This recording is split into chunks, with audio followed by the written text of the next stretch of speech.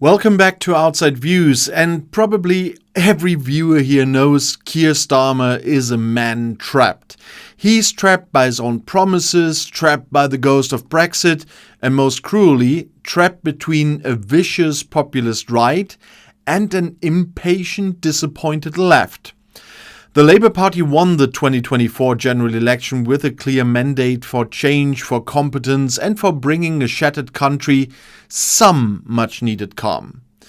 Yet, just over a year later, Starmer is massively on the ropes. The dream of a unified, stable Britain is fading, replaced by a toxic fog of scandal, crisis, and deep-seated political frustration. Frankly, his first year in government feels like a fiasco. Starmer pledged to kickstart the economy and get the national finances in order, but the economy is still sluggish and the public accounts are a mess. And the one thing everyone sees, the one metric that screams failure, is the national health system. He promised to cut the staggering waiting list for operations and appointments, but instead they have only grown longer. People are waiting desperately for vital care, and the government's response feels like a shrug. The government's attempts to deliver change feel small, almost insignificant, next to the scale of the problems they inherited and, let's be honest, have failed to tackle decisively. The Prime Minister himself is deeply unpopular, not just with the wider public, but even his own core supporters are looking on with, weary skepticism. And that is the core of the problem. A successful, transformative government cannot be led by an uninspiring, unpopular figure. The most depressing aspect of this whole situation is the government's reaction to the relentless pressure from the right, embodied by Nigel Farage. Farage, the pro-Trump, anti-migration firebrand, is leading in the polls, a terrifying indicator of the national mood. Starmer has rightly called Farage's mass deportation policies racist and unmoral, but then, in the very same breath, he pivots and announces his own tough line against illegal migrants.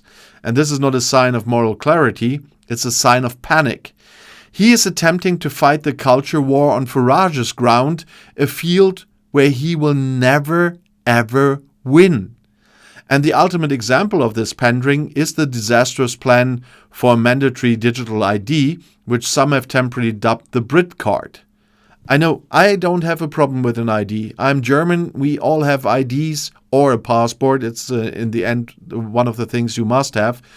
And I never had a problem with this. But I know how many problems Brits have with the ID thing. And Starmer claims this is necessary to deter illegal migrants by making it impossible for them to work. But the policy is a gift to his critics on both the right and the left. Right-wing opponents, including Farage himself, immediately seized on it, accusing the Prime Minister of eroding fundamental freedoms and creating a vast controlling surveillance state, which is bollocks, but you know. Civil liberties groups like Big Brother Watch have blasted the plan as wholly un-British and creating a domestic mass surveillance infrastructure, drawing comparisons to the failed ID card scheme of Tony Blair's era. And once again, I do not understand the fuss, because it makes a lot of things easier in a country if people have ID cards and if people are registering their home. Because there are some things I don't have to do anymore, and that is not a feeling of losing some freedom. It's just a general registration thing in a country, because you do have some obligations to a country that's your country or a country you live in, and it makes everyone's life easier here, to be honest. But the government in the UK is caught between its desire to be seen as tough on immigration, a desperate attempt to appeal to reform UK voters, and the reality that such what they call authoritarian moves fundamentally undermine the very liberal democratic values Labour is supposed to represent. It's an act of self-sabotage driven purely by fear of the populist tide. This internal contradiction is what makes Starmer so vulnerable. The crises keep piling up and the leadership seems to stumble from one mess to the next. And the government has been visibly weakened by scandal. The resignation of Deputy Prime Minister Angela Rayner over a tax affair involving the stamp duty on her flat in Hove was a huge blow to the government's claim of moral superiority and competence. She admitted she had underpaid the necessary stamp duty, even if she insisted it was an error based on poor advice. The perception of a government failing to meet the highest standards, the very standards Starmer promised, was devastating. And then there was the embarrassment of the ambassador to the US, Peter Mandelson, being dismissed over his past association with the convicted sexual predator Jeffrey Epstein. The constant churn of scandal is corrosive, making Starmer look not like the steady captain of a ship, but a man desperately bailing water as it sinks. And the pressure is coming from inside the house too. While Starmer's recent speech at the Labour Party conference in Liverpool, filled with attacks on Farage, was well received by the party faithful, the whispers of a leadership challenge are getting louder. Greater Manchester Mayor Andy Burnham, a man who has always been transparent about his ambition for the top job, has been making his presence known.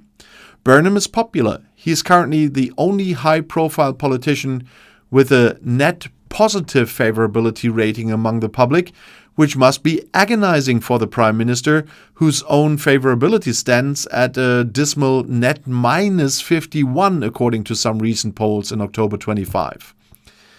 The fact that Burnham is preferred by more Britons than Starmer in head-to-head polls, and even by a significant minority of Labour voters, shows the extent of the unease. The only thing standing in Burnham's way right now is the sheer logistics. He's not currently an MP and would need to secure a Westminster seat, which is a massive hurdle in the current climate. But Starmer also has to contend with the relentless, uncompromising pressure from the Labour Party's left flank, led by the enduring divisive figure and his new party of former leader and former Labour member Jeremy Corbyn. Corbyn, now threatening the political landscape with a new leftist party, ensures that Starmer is constantly fighting a two-front war. He is simultaneously trying to placate the centrists who demand competence and the leftists who demand genuine radical socialist change. In trying to be all things to all people, Starmer is becoming nothing to most people. And meanwhile, the official opposition, the Conservatives or Tories, are in a state of existential crisis. After 14 long chaotic years in government, their crushing defeat last year has pushed them to 4th place in the polls, behind Reform UK, Labour and even the Liberal Democrats. Their newest leader, Kemi Badenoch, is practically invisible in the political debate. And many Tory supporters reportedly don't even recognize her name.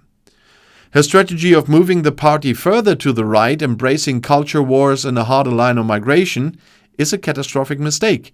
She's trying to compete with Nigel Farage for the same pool of voters, only proving that Farage is the authentic article. The Tories are copying the right-wing populists, and all it does is legitimize Farage, while alienating the pro-European moderate voters who have long since abandoned the party under the shadows of Boris Johnson and his successors. The inevitable result of this rightward drift is to confirm that the real political power on the right lies with Farage. And this brings us back to the primary political phenomenon in Britain, and that is Nigel Farage. He is a master of the media, an expert salesman of very simple, seductive promises. He constantly dominates the airwaves and sets the national conversation.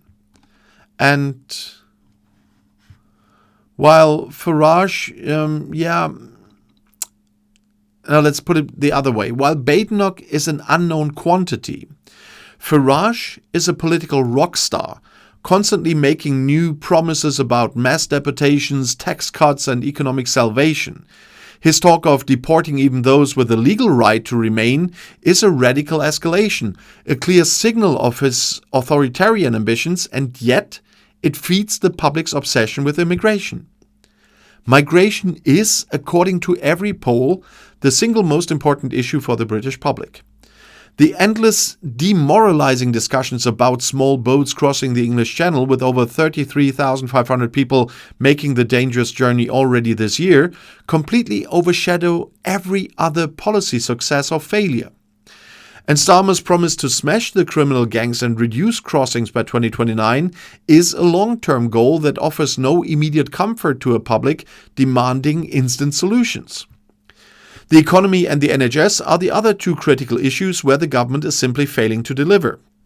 The economy continues to weaken, unemployment is rising, and the ambitious Labour promise of building 1.5 million new homes by 2029 looks utterly delusional, especially under the conditions I mentioned yesterday. The very practical and tangible things that affect people's lives, getting a house, seeing a doctor, having job security, are all getting worse and not better. And former Labour leader Neil Kinnock perfectly articulated the solution. Farage can only be stopped by tangible, practical improvements that the public can feel. Shorter NHS waiting times and a massive expansion of housing are the keys. But the current government is not delivering on either front.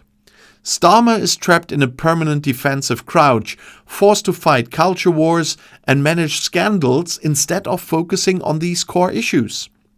And the future looks incredibly unstable. With crucial local elections in England, including London, and regional elections in Scotland and Wales coming up in 2026, the polls are ominous for both Labour and the Tories. Reform UK is poised for significant gains. And if Labour loses ground again, the pressure on Starmer will become unbearable. The old two-party system is clearly breaking down, with the Liberal Democrats, the Greens, and even the new left-wing splinter groups all gaining relevance. The current Prime Minister Keir Starmer is a competent man who is fundamentally a creature of the old political order, trying to govern a country that is rapidly entering a new, fragmented and extremely angry era. He wanted to bring calm, but his government is defined by controversy. He wanted to fix the economy, but he's making populist, economically illiterate choices on migration. And he's desperately clinging to a centrist path that pleases almost no one, and unless he can break free of this trap and deliver real, measurable change on the NHS and housing, he is simply holding the door open for the far more dangerous, far more unpredictable politics of Nigel Farage. The country is running on fumes and on fear, and the man in charge is too timid to take the radical action required. And I'm looking forward to your opinion on that one. And thanks for watching Outside Views again. And if you want to see another Outside View, the next one is right here in the end screen. I'll see you there. I'll be back.